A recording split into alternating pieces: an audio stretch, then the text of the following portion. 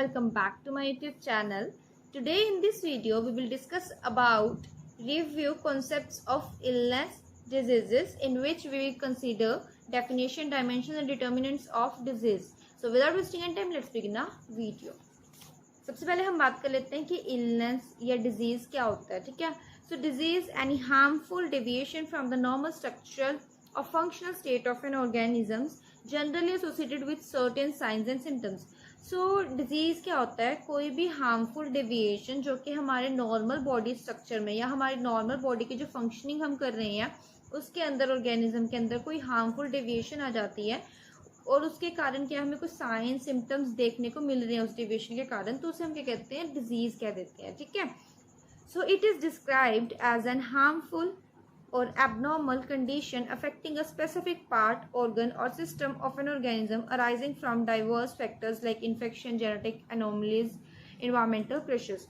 So इसमें ये चीज़ बोला गया है कि इसको हम ऐसे डिस्क्राइब करते हैं कि ये क्या है, ये एक हार्मफुल एबनॉर्मल कंडीशन है जो कि यह कर रही है हमारे स्पेसिफिक पार्ट को, हमारे स्पेसिफिक ऑर्गन को या हमारे किसी स्पेसिफिक सिस्टम को कर रही है, अफेक्ट कर रही है एक ऑर्गेनिज्म को, जिसके कारण क्या हो रहा है कि कोई मतलब ये जो अफेक्ट हो रहा है हमारा कोई भी सिस्टम, पार्ट, ऑर्गन, एक हार्मफुल कंडीशन है, ठीक है. तो ये कहाँ से अराइज हो रही है? इसके बहुत अलग अलग डाइवर्स फैक्टर्स हैं, जैसे कि इन्फेक्शन हो गया, जेनेटिक इन्फेक्शंस हो गए, ठीक है, किसी को कोई अनोमलीज हो गई, किसी को कोई प्रॉब्लम है या फिर इन्वायरमेंटल प्रेशर्स है. सो इन सारे डाइवर्स फैक्टर्स के कारण हमारी बॉडी का कोई पार्ट, ऑर्गन, सिस्टम अफेक्ट हो रहा है, उसके अंदर हार्मफुल कंडीशंस हमें देखने को मिल रही है, उसे हम क्या कहेंगे? डिजीज कहेंगे. आई होप आपको समझ में आ गया होगा, ठीक है. अब हम बात करते हैं कॉन्सेप्ट ऑफ डिजीज के बारे में, ठीक है. So the concept of disease refers to abnormal condition और disorder that affects the normal structure और functions of an organism often causing signs and symptoms. So same वही चीज़ है कि डिजीज का कॉन्सेप्ट क्या है कि रेफर किया गया एबनॉर्मल कंडीशंस और डिसऑर्डर्स को जो कि अफेक्ट करते हैं नॉर्मल स्ट्रक्चर और फंक्शंस किसी भी ऑर्गेनिज्म के, ठीक है, जिसके कारण हमें क्या देखने को मिल रहा है, क्या कॉज हो रहा है, वहाँ पे साइन और सिम्टम्स उसके कॉजेज में हमें देखने को मिल रहा है, ठीक है. तो disease can result from various factors including. अब जो डिजीज है वो अलग अलग फैक्टर से रिजल्ट होता है, मतलब अलग अलग फैक्टर से निकल के आती है. जैसे कि आपको बताया था अभी जेनेटिक एबनॉर्मेलिटीज हो गए कि जीन्स के अंदर एबनॉर्मेलिटीज आ गई, ठीक है. इन्फेक्शंस हो गए, इन्वायरमेंटल एक्सपोजर हो गया कि बंदा क्या है कि वो इन्वायरमेंट के एक्सपोज में आ गया किसी चीज़ से जिसके कारण उसे डिजीज हो रही है, ठीक है. लाइफस्टाइल चेंजेस हो गए, जैसे किसी की सेडेंटरी लाइफस्टाइल है या कोई बिल्कुल जंक फूड खाता है, सो बैलेंस डाइट नहीं है, तो वो लाइफस्टाइल चेंजेस के कारण भी क्या होता है? डिजीज अक्कर हो जाती है, ठीक है. The concept of disease is crucial in medical practice for understanding, diagnosing and addressing health related issues. तो जो concept है डिजीज का, ठीक है, वो बहुत इंपॉर्टेंट है मेडिकल प्रैक्टिस के अंदर ताकि हम अंडरस्टैंड कर सके, डायग्नोज कर सके और एड्रेस कर सके हेल्थ रिलेटेड इश्यूज जो आ रही हैं उनको, ठीक है. सो ये था कॉन्सेप्ट. अब हम बात करते हैं इसके डायमेंशंस के बारे में. सो हमारे पास इसके टोटल 8 डायमेंशंस हैं, ठीक है. फर्स्ट हम बात करते हैं बायोलॉजिकल डायमेंशन के बारे में, जिसके अंदर क्या होता है कि जो पर्सन है उसकी फिजियोलॉजिकल और बायोकेमिकल एस्पेक्ट्स के ऊपर फोकस किया जाता है, ठीक है. नेक्स्ट हमारे पास आते हैं साइकोलॉजिकल डायमेंशन, जिसके अंदर क्या होता है कि जो डिजीज है वो किसी इंडिविजुअल की मेंटल और इमोशनल वेलबींग को कितना इम्पैक्ट कर रहा है, कैसे अफेक्ट कर रहा है, वो साइकोलॉजिकल डायमेंशन के अंदर आएगा, ठीक है. सोशल डायमेंशन के अंदर आता है explore how disease affects relationship, societal roles and community dynamics, कि कैसे जो मतलब हम एक्सप्लोर करते हैं कि कोई डिजीज कैसे किसी पर्सन की रिलेशनशिप्स को, उसके सोसाइटी के रोल्स को, ठीक है, उसकी कम्युनिटी के जो डायनेमिक्स है उनको कैसे अफेक्ट कर रहा है. सो वो चीज़ इसके अंदर हम मतलब कि डिफाइन करते हैं सोशल डायमेंशन के अंदर. इन्वायरमेंटल डायमेंशंस के अंदर क्या होता है कि इसके अंदर हम एग्जामिन कर रहे हैं कि कैसे इन्वायरमेंट कंट्रीब्यूट कर रहा है किसी डिजीज के अक्कर होने के लिए, ठीक है, उसके अकरेंस को, और उस डिजीज को स्प्रेड करने में कैसे कंट्रीब्यूट कर रहा है, ठीक है. नेक्स्ट हमारे पास आता है कल्चरल डायमेंशंस. तो इसके अंदर क्या है कि recognise the influence of culture, beliefs and practices on health and disease. तो कल्चर डायमेंशन के अंदर यही है कि हमें पता होना चाहिए कि किसी के कल्चर बिलीव से क्या इन्फ्लुएंस होता है, मतलब क्या उनके कल्चर बिलीव्स है, क्या प्रैक्टिसेस है, कैसे वो इन्फ्लुएंस कर रहे हैं किसी की हेल्थ को या डिजीज को, तो वो सारी चीज़ें हमें पता होनी चाहिए कल्चर डायमेंशन के अंदर, ठीक है. इकोनॉमिक डायमेंशन के अंदर आता है addresses the financial impact of diseases on individual, family, society, की जो सोसाइटी है, फैमिली है, इंडिविजुअल है, उनके ऊपर कैसे फाइनेंशियली इम्पैक्ट कर रही है कोई डिजीज, तो वो चीज़ एड्रेस करनी होती है इस डायमेंशन के अंदर, ठीक है.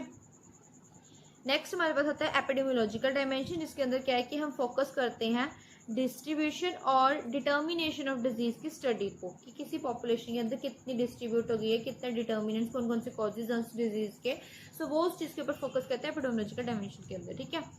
टेम्पोरल डायमेंशन के अंदर क्या होता है कि consider the progression of disease over time, कि टाइम के साथ साथ जो डिजीज है वो कितनी प्रोग्रेस कर रही है, वो टेम्पोरल डायमेंशन के अंदर आता है। ठीक है। नेक्स्ट हम बात करते हैं डिटर्मिनेंट्स ऑफ डिजीज के बारे में, जिसके अंदर हमारे पास आता है जेनेटिक्स। जेनेटिक्स के अंदर वही चीज़ है सेम, कि इनहेरिटेड ट्रेट्स जो होते हैं वो कैसे किसी डिजीज से कैसे डिजीज ससेप्टेबिलिटी को कैसे अफेक्ट कर रहे हैं। ठीक है। Inherited traits affecting disease susceptibility, तो जेनेटिक्स के अंदर आ गया। नेक्स्ट आता है इन्वायरमेंटल एक्सपोजर। वही चीज़ है कि जो हमारा इन्वायरमेंट है उसके साथ जैसे हार्मफुल एलिमेंट के साथ हमारा एक्सपोजर हो रहा है, जैसे कि हो गया टॉक्सिन्स हो गए। ठीक है। इनके साथ अगर हमारा एक्सपोजर हो रहा है तो वही चीज़ है कि वो चीज़ हमें क्या करेंगे, इन्फेक्ट करेंगे। अब हमारी बॉडी के अंदर टॉक्सिन्स अगर एंटर करेंगे तो हमारी बॉडी को इफेक्ट करेंगे, डिजीज कोज करेंगे। ठीक है। फूड पॉइजनिंग जैसे कि। ठीक है। नेक्स्ट आता है हमारे पास डिटर्मिनेंट लाइफस्टाइल चॉइसेस, की जैसे पर्सन है उसका कैसा बिहेवियर, उसका लाइफस्टाइल कैसा है, जो उसका लाइफस्टाइल होगा, बिहेवियर होगा, उससे हमें क्या पता चलेगा कि उसकी मतलब डाइट, एक्सरसाइज करता है नहीं करता है, सेडेंटरी है क्या है, वो सारी चीज़ें भी डिटर्मिनेंट्स के अंदर आती है। ठीक है। लाइफस्टाइल चेंजेस वगैरह। ठीक है। सोशियो इकोनॉमिक स्टेटस भी इसके अंदर बहुत बड़ा रोल प्ले करता है, क्योंकि इकोनॉमिक स्टेटस जो होता है किसी भी फैमिली का, वो उसकी हेल्थ को डिटरमाइन करता है। कैसे कि अगर कोई अच्छे एक्सपेंसेस ले रहा है तो वो पर्सन क्या है, वो एक अच्छी डाइट ले सकता है। ठीक है। और लो एक्सपेंसेस वाला पर्सन जो होएगा वो उसकी डाइट इतनी अच्छी नहीं होगी। तो इकोनॉमिक और सोशल फैक्टर्स भी बहुत अफेक्ट करते हैं हेल्थ को। इन्फेक्शियस एजेंट्स जो हो गए, जैसे माइक्रो ऑर्गेनिज्म जो कोज कर रहे हैं कम्युनिकेबल डिजीज़ को। ठीक है। सो वो अगर तो हमारे इन्वायरमेंट में, सराउंडिंग में प्रेजेंट है, उसके कारण भी क्या होता है, डिजीज कोज हो सकती है। ठीक है। Access to health care. अब हेल्थ केयर के असेसमेंट मतलब असेस करना है हमने हेल्थ केयर को, तो उसमें क्या है कि उनकी अवेलेबिलिटी, कि वो अवेलेबल है कि नहीं है वो चीज़, और उनकी अफोर्डेबिलिटी, कि हम वो मेडिसिन जो हमें लिख रहे हैं वो हमारे बजट के अंदर आते हैं, हम उन्हें अफोर्ड कर पा रहे हैं नहीं कर पा रहे, ये सारी चीज़ें भी क्या करती है हेल्थ डिजीज़, मतलब डिजीज़ हो गया, हेल्थ हो गया, इनको डिटर्मिनेंट मतलब कोज करने में एक रोल प्ले करते हैं। ठीक है। एजुकेशनल लेवल हो गया, कि लोगों को एजुकेशन होनी चाहिए उसकी हेल्थ के बारे में। अगर उनको हेल्थ के बारे में नॉलेज ही नहीं होगी तो उनको क्या फ़र्क पड़ेगा कि वो बीमार है कि सही है। तो हेल्थ लिटरेसी और बिहेवियर बहुत बड़ा रोल प्ले करता है। ठीक है। इसके अंदर सोशल सपोर्ट क्या हो गया, कि इन्फ्लुएंस ऑफ रिलेशनशिप्स और मेंटल एंड फिजिकल हेल्थ। तो वही चीज़ है कि सोशल सपोर्ट होना चाहिए लोगों को, कि उसकी जो फैमिली है वो सपोर्ट करे, उसका जो पीयर ग्रुप है, फ्रेंड सर्कल जो भी है, ठीक है, नेबर्स हैं, वो उसे सपोर्ट करे कहीं ना कहीं, उसके रिलेटिव्स जो हैं, ताकि उसकी जो मेंटल और फिजिकल हेल्थ है वो इसके अंदर बैलेंस रह सके। ठीक है। एयर क्वालिटी के अंदर आ गया कि हमारी जो एयर है वो क्लीन होनी चाहिए। तो क्लीननेस ऑफ एयर जो होती है वो अफेक्ट करती है कि रेस्पिरेटरी हेल्थ कैसी रहेगी। अगर हमारा जो एरिया है वो पोल्यूटेड है, ठीक है, वहाँ पे एयर पोल्यूशन वाली है, तो मतलब ये कॉमन होगा कि उस एरिया के, उस स्टेट के लोगों को रेस्पिरेटरी डिसऑर्डर्स हो सकते हैं। ठीक है। नेक्स्ट हमारे पास आता है पॉलिटिकल स्टेबिलिटी। इसके अंदर ये है कि stability impacting societal wellbeing and health. की पॉलिटिकल स्टेबिलिटी के अंदर वही है कि जो स्टेबिलिटी होगी वो क्या करिए, इम्पैक्ट करेगी सोसाइटल वेलबींग को भी और हेल्थ को भी। ठीक है। तो ये तो हमारी आज की वीडियो में हमने क्या क्या पढ़ा। इसके अंदर हमने इलनेस की डेफिनेशन के बारे में पढ़ा, कि कोई भी हार्मफुल डेविएशन अगर हमारे नॉर्मल स्ट्रक्चर और फंक्शन के अंदर आ रहा है बॉडी के, तो उसे हम क्या करेंगे, डिजीज के अंदर कंसीडर करेंगे।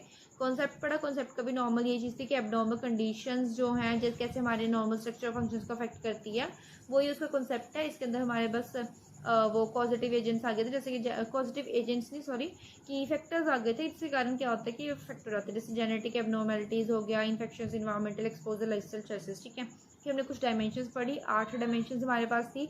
Biological dimension, psychological dimension, social dimension, environmental dimension, cultural dimension, economic dimension, epidemiological dimension and last one is temporal dimension. फिर हमने डिटर्मिनेंट्स के बारे में पढ़ा, जिसके अंदर हमारे पास था genetics, environmental exposure, lifestyle choices, socio economic status, infectious agents, access to health care, educational level, social support, air quality and political stability. तो ये था आज की वीडियो में। अगर आपको कोई भी डाउट हो तो आप हमसे टेलीग्राम डिस्कशन ग्रुप में पूछ सकते हैं, और कमेंट सेक्शन में भी अपने डाउट्स क्लियर करवा सकते हैं। तो मिलते हैं नेक्स्ट वीडियो में। Bye bye.